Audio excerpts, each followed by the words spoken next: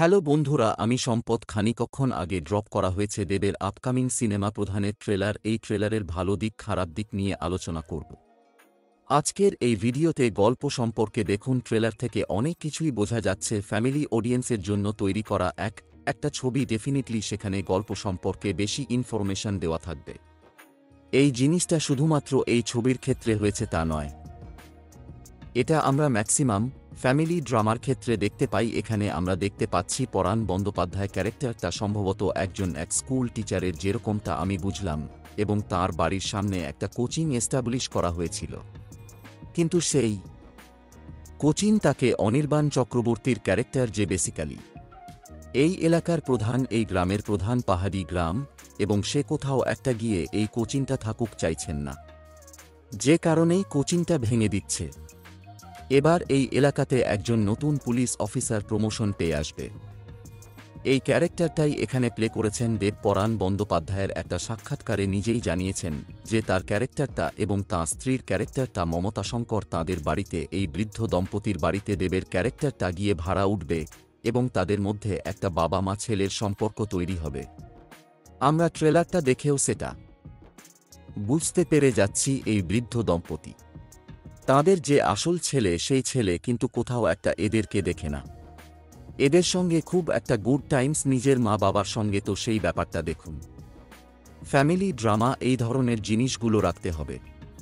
এটা আমার ব্যক্তিগতভাবে ট্রেলারটার মধ্যে আমার কোন একটা জিনিস সবচেয়ে বেশি খারাপ লেগে থাকে, আমার এই একটা জিনিসই লেগেছে, কারণ এটা ওই সকল ফ্যামিলি ড্রামার মধ্যেই পড়ে যাচ্ছে।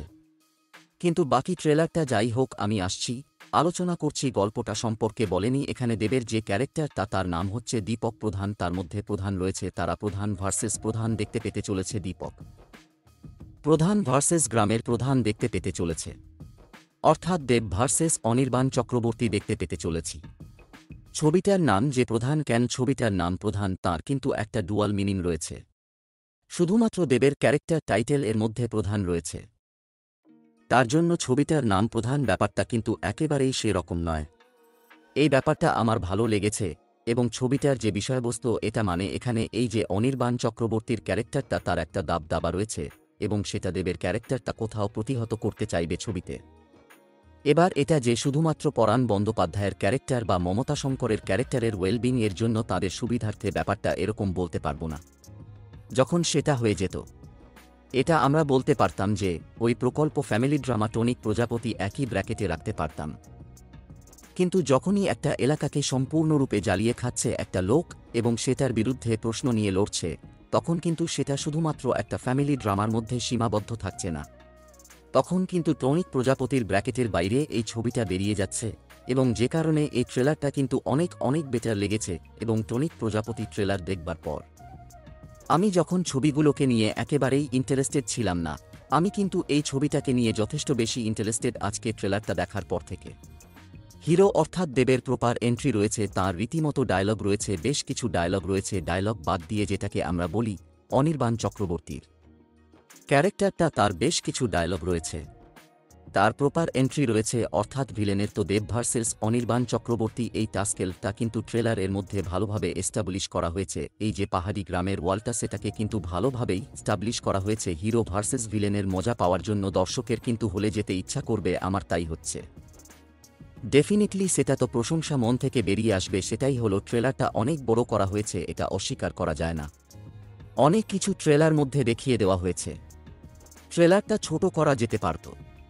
কিন্তু এগেন ফ্যামিলি অডিয়েন্স বড় ট্রেলার দেখতে পছন্দ করে। গল্প সম্পর্কে কি দেখানো হবে না হবে, তাহলে ট্রেলার যদি না বোঝে তাহলে তার ছবিতে দেখবার প্রতি ইন্টারেস্টেড হয় না, হলে তারা যেতে ইন্টারেস্টেড হয় না। মেকার এখানে কোথাও একটা করতে বাধ্য ছিল। এটা ছিল আমার মতামতটা সম্পর্কে। আপনাদের ট্রেলারটা কি রকম কি লেগেছে, ডেফিনিটলি আপনারা সেটা আমাদের কমেন্ট করে জানাতে পারেন। ভিডিওটা ভালো লাগলে লাইক করতে পারেন, শেয়ার করতে পারেন। আমাদের চ্যানেল নতুন হলে চ্যানেলটা অবশ্যই সাবস্ক্রাইব করতে পারেন। আজকের মতো টাটা, চলুন পরবর্তী ভিডিওতে দেখা হবে।